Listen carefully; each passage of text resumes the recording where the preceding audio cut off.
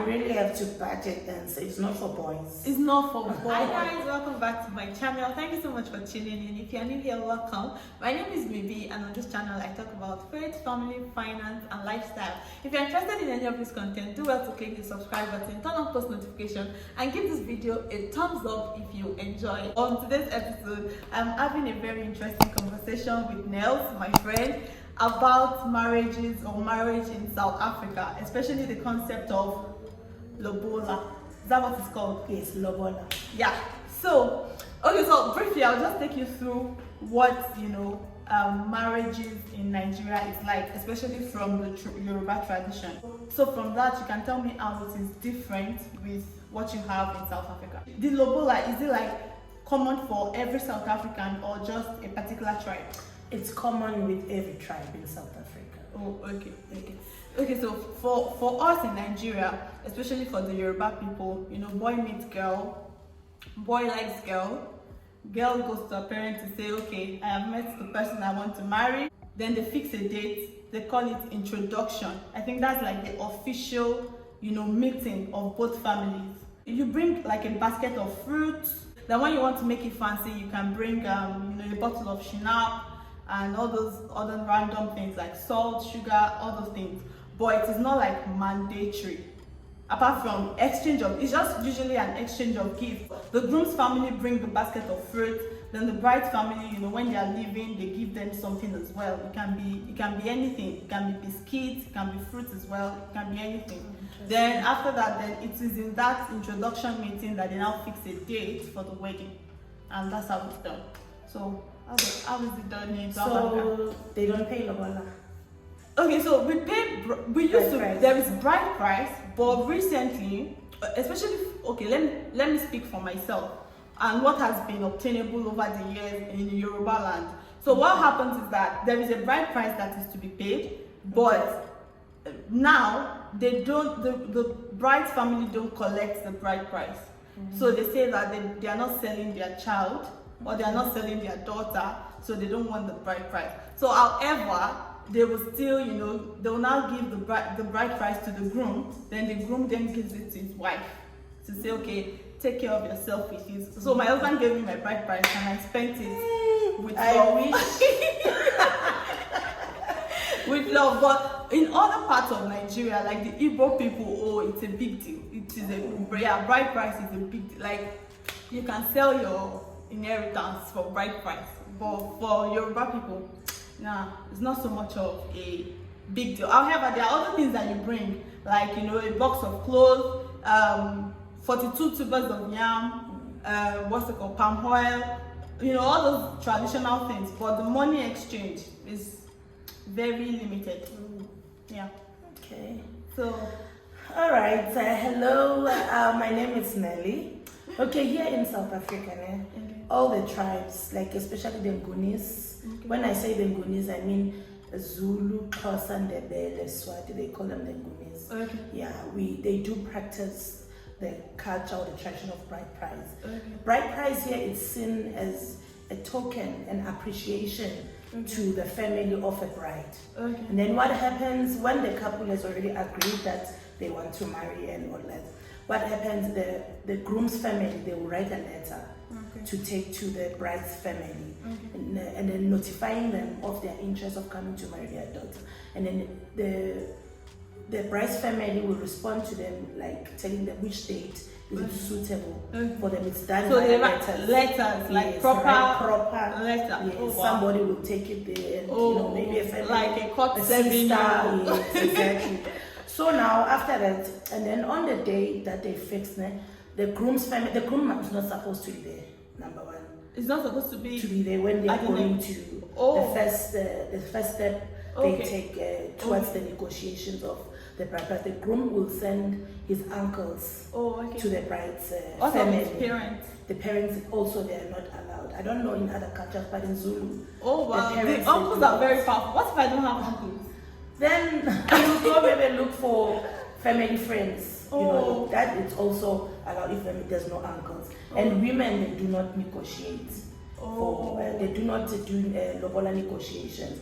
And then when they go to the bride's family, you know, they'll stand outside the gate and start, what do they call it? And start like shouting maybe the surnames of that family. The bride's family. Yes, or their own. Like usually when they come, they'll go like "Sikuleli lekaya," you know, like notifying them that they have arrived. And then the family, the bride's family, will just stand there by the gate and look at them, because there's a certain amount of money that they need to pay. They call it imvula mlomo before they take notice of you. But it's a little night, it's like maybe 50 rand or 100 rand. Okay. Or sometimes if you bring a bottle of wine or a strong drink, like your brandy is. Okay. And then after, once you have paid them, then they now open the gate. Oh, okay. So before this time, they are still outside. They are still outside. Oh. You know, until they pay that small token. Yes. Then after that, they will go inside,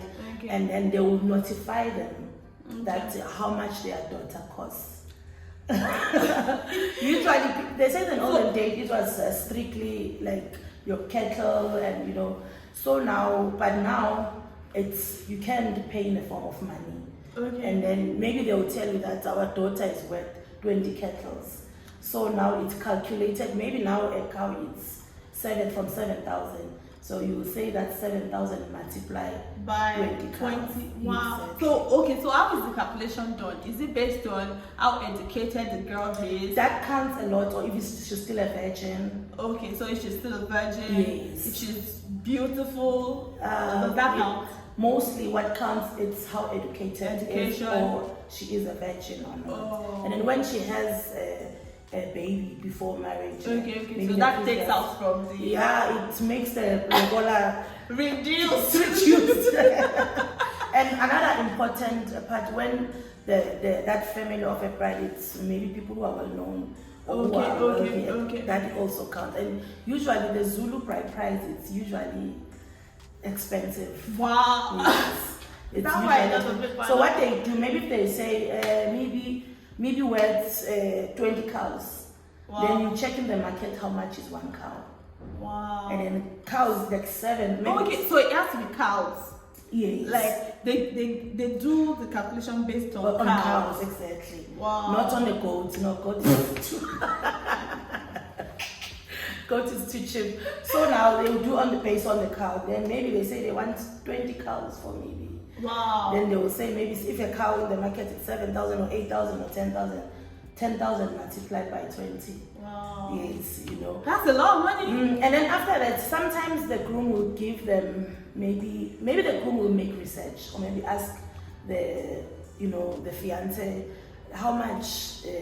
And I said maybe sometimes he will come with a half of the money. Okay. Yes, or a quarter of it, and then whatever they have. Are you paying in installment? Yes, definitely.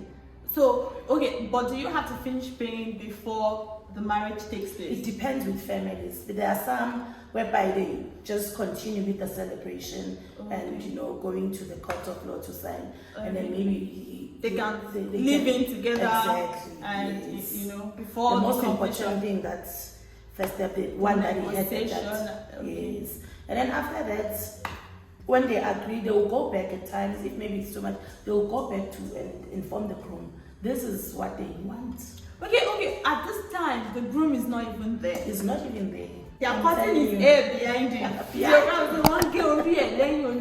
Wow. What did you say? Ogori and then Yolori. Ogori and then what does it mean? Like their person is here behind him. Like it's not even there. It is his head, but it's not even there while they are cutting it. Exactly. So now the Lobola negotiation, it does not take one day. Okay. Sometimes it can take weeks, and it depends also with the distance, how far is the bride and the groom live. Okay. Yes, it also counts on that. And then after that, they will go and inform the groom, this is how much they want. Okay. You understand? And then if maybe the groom will feel like the money is too much, you ask them, go back and negotiate. Oh, so the uncles keep going back. Exactly. Until so the groom is comfortable. Yes, and sometimes they don't see eye to eye. It's very tense at times. Wow. Yeah. So usually when they want to go and pay price for them, they will tell you must pray that things must run smoothly you know, sometimes you get greedy uncles or greedy family and all that. But whereby maybe the groom really loves this fiance, maybe unfortunately he can't meet up with all the demands. So at times, if you find the right family, maybe they do reduce to what he said he can, or maybe even if you want. Hold on. So for the bride's family, is it the uncles that represent as well? Yes, uncles. The parents of the bride are not there. No, they are What not of his there. our father? Is not negotiating. The father is not. Uncles. I don't understand. This is not my child. It's not right. The father would just be telling the uncle, "This is what I demand. This is what I want." Yes. So. Why is this the first meeting? The first meeting, I believe even the second meeting, they want, they are not allowed to be there. Wow. You know, and then after that, once they've come to that agreement, it does not end there. There's what they call umabo. Okay. And then umabo, that is when I heard you talking about the exchange of gifts. Yeah. And usually, especially in the Zulu culture, it's done in the form of blankets. Okay. And the funny part, those ones who do it in a deep cultural way, they will even tell you the great-grandfather who passed on, you must buy a blanket for them and a hat. Some they will request a bicycle and a stick. Why? I don't know. So how many blankets are you buying? It depends the number of. So what are you buying family. blankets for now? It's the exchange of gifts. The groom will buy for the family's member. I mean, the groom will buy for the bride's family. The bride also will buy for The groom's groom's family. They call it umembe, so I mean. Oh, okay. Yes, and then usually it's done in the form of blankets. And for women, they can give them scarves and a blanket as well. Yes. So then once you have done that, some they do members, and then maybe sometimes some they do members on Friday just to save time, and then maybe on Saturday it's their wedding celebration. Okay. Yes. Okay, so for the Lobola, right, can the bride and groom decide that they don't want it to be done? It's not up to them. It's not up to them. Yes. Okay, so what if I am the bride? I tell my father that, okay, I don't want these negotiations to be done, and my father agrees. I've not had such. I've not. My father agrees that, okay, you know what? I don't want this. Maybe they are not really deeply rooted in the culture and all of that, and they are like, you know what? I don't think it's necessary as well. So just tell your, groom To and just come and introduce himself empty-handed. No, there will be like an exchange of gifts or something. That Lobola. It's compulsory. It's compulsory. You have to pay. What you can do as a bride, maybe you can just ask your parents that, my man is still starting up in life. This is how much he was able to save up. Okay. And you guys, that you're supposed to have our life also after the marriage and things to do. So please have mercy on him and not charge him too much, So if maybe your parent agrees on that, then maybe you as a groom, you are lucky. Okay, so is there like a time bound to pay this money? It depends. Okay. Also, yes. That how quick is the groom was able to gather the money again. Sometimes it takes time. There is this thing that they say, you cannot finish a lobola at once. Oh, really? Because you still be, giving family. Yeah, when you go and visit, you are still buying some other stuff. Yeah. Also, I believe that it's also another form of continuing with the lobola, Yeah. So then some, after they've paid their lobola, they don't immediately do celebration. You find people, they've paid their lobola maybe for like 3 years and they never went to continued with the celebration, wedding celebration and all that. So, but also it depends with the cultures, So those ones who are deep in culture, especially if you come, like you are going to marry a Zulu girl, down in Natal, KwaZulu Natal. You must trust your pocket too. And she's educated. And upon that, she's educated. She's a virgin. Wow. And that kind, it's very costly. Yeah. Wow. So you see, it pays to be a virgin. The more virgin you are, the more expensive you are. Is there like a way the parents, puts these things in the children while they are growing up? Have to live right so that your lobola will be, massive or substantial? Yeah, that's why it depends with the family. Some families, because there's this thing they call where there's a dance for virgins. So some they will encourage their children to keep themselves, like it's done every year. They say umhlanga. Okay. Yeah. It's done every year. Every year, whereby they will check. They still do it. They still do it up to now. Wow. Yes, whereby they will check. Is it the family? Yeah, it's done, especially in Swaziland. They still do it. Even in KwaZulu-Natal, they still do it. It's like a form of a ceremony, whereby there will be maybe celebration. There will be dancing. Maybe in a case where there are like 2-3 sisters and they have different lobola prices, does it cause like a kind of strife between them? Maybe the father is saying, oh, this is my daughter, she's worth 20 cows. Oh, this one is worth just 5. Or this one is worth just 2.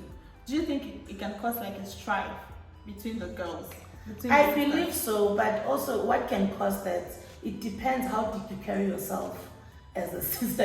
If you were the sister that was listening to your parents, you kept yourself, then obvious, and then you decided to do anyhow, go anywhere, anytime, then I believe that also it can differ, Oh, wow. But usually, the minimum usually is 10 or 12 cows.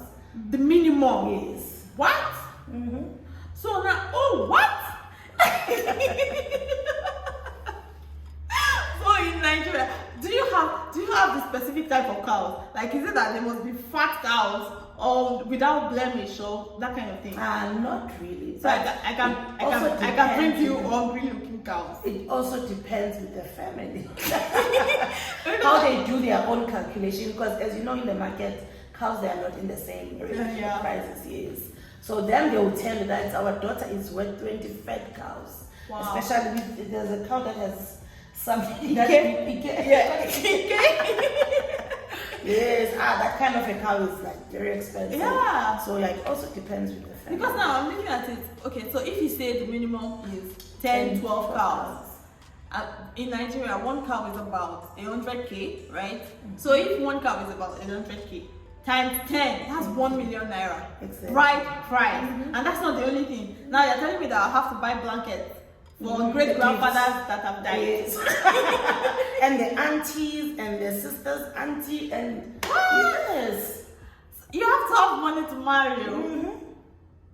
Wow. You really have to budget and say it's not for boys. It's not for boys. Marriage is not for boys. Marriage is South Africa is not for boys. So does it apply to if maybe the girl is marrying a foreigner? Yeah, they do demand the bride price as well. So it's the same, whether you're marrying a foreigner or a local. Yes, it's the same. Maybe it may differ whereby if it's a foreigner, the foreigner maybe won't buy the gifts for them or they won't exchange to their family. But the bride price parts, it is compulsory. Wow. Also, usually in some families, they use that bride price money to prepare for your celebration. Okay. Some they chop it. You and your husband, you see how you know prepare for your celebration.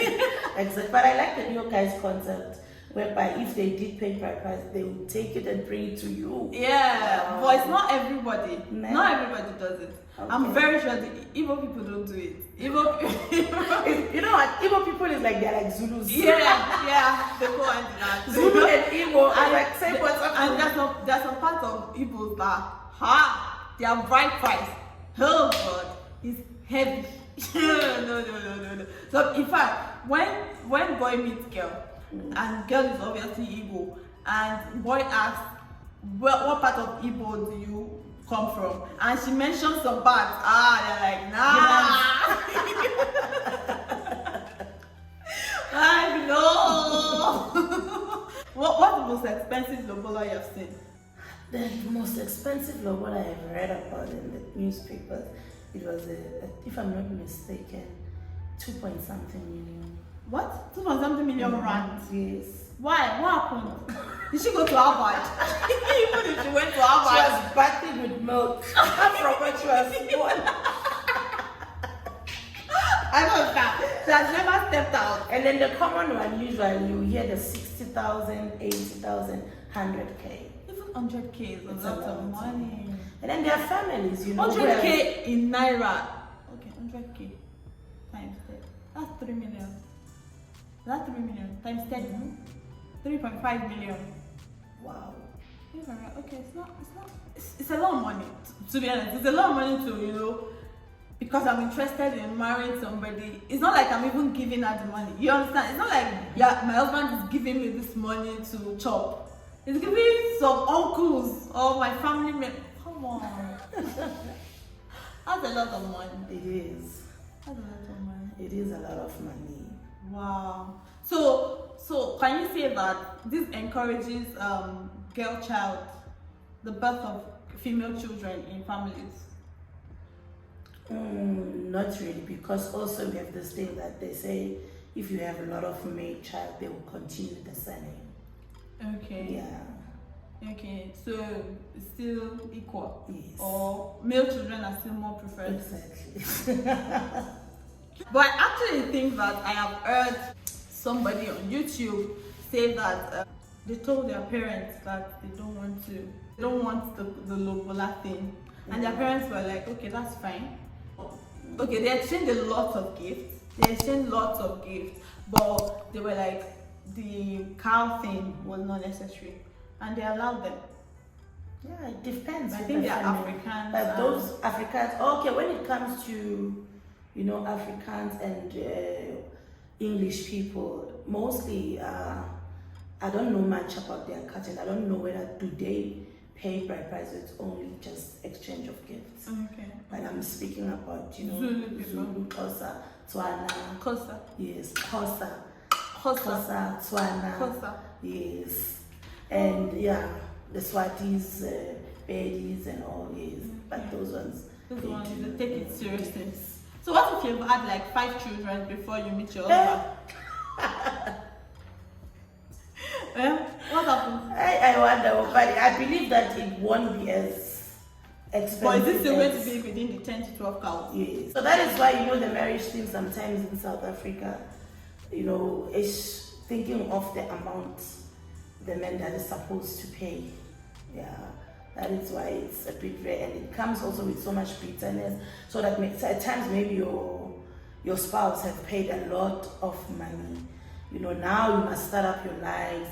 And sometimes as a wife, you are even scared to demand certain things. You will be reminding you that I forgot that how much I paid.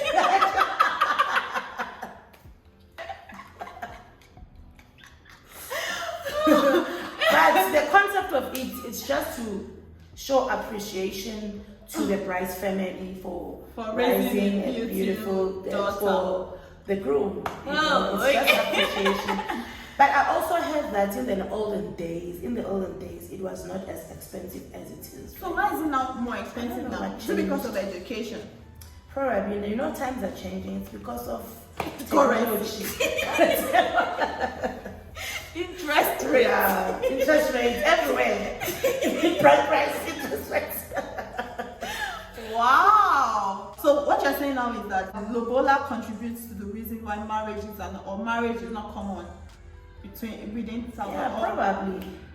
Oh, I believe so. I stand to be corrected. Okay. But you know, when you converse with other women, sometimes that is, you know, my man wishes me to marry me, but the kind of amount they requested from him is like. So they would just rather live together, but there's nothing stopping you from living together and having children.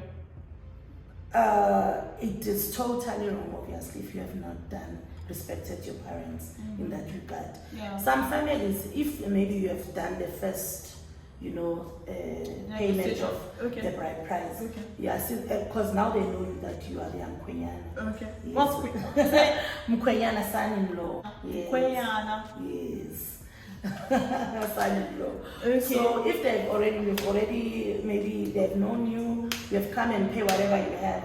At times they do allow them to even go just, you know, when we talk about marriage, you just go to a court of law. Yeah. You know, you sign and you're done. Okay. So the other one is wedding, and there's celebration, celebration, and you are entering marriage. Those are two different. So they do allow that. Okay. Yeah, even though maybe you haven't finished. So you can just continue and pay over at the least if years. you have paid the deposits. Deposits. Wow, that's something. Anyway, thank you so much for enlightening us. I think you learned a thing or two. And if you're South African, let us know in the comment section how many cows they paid for you. Let us know in the comment section how many cows your parents, or sorry, your family members demanded. And if you're a guy, let us know how many cows you paid for your woman or for your wife. Wow, 10 cows. But in some other cultures, like maybe I think Kenya, another thing that counts is how tall the girl is. Serious? Wow. Yeah, how tall the girl is. So the more she's the price goes up. fit your size. So me, how much they will charge me as short as I am? You is 2 cows. Imagine in their minds.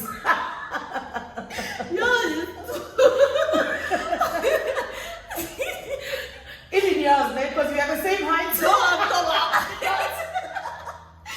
We are not talking about high heels. Without high heels. Without high heels, I'm taller. I promise you. I saw it. We are the same size. Same height. I'm like this, so my own is 1 cow. Same height.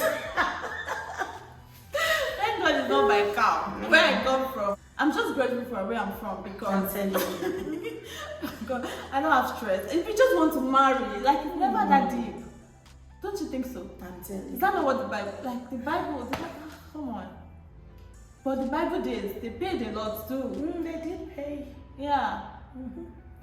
Because I remember. So it does not start today. Yeah, it didn't start today. Yeah, I think it's just something that and you just have to, keep on traditions and obey traditions. For peace to reign, most importantly, especially when they are Christian couples. Most of these things is just for peace to reign, and you just want to move. There are so many things, especially when it comes to wedding preparations, that they would ask you to do, and you'll be like, these things are not necessary. But you really don't want to, start debating it, because at the end of the day, it's just 2 people in the marriage, and as long as both of you have come to a consensus, I think that's what matters. Anyway, thank you so much for watching, guys. If you enjoyed this video, please give it a thumbs up, drop a comment in the comment section, subscribe if you have not. Say thank you to Nels for me in the comment section. If you like to see her again, tell her in the comment section that she should come back to our channel and teach us more Zulu. Teach us more Zulu. Yeah, of Xhosa. Thank you so much. Till next time I come your way, I pray that God bless you. Bye. Bye.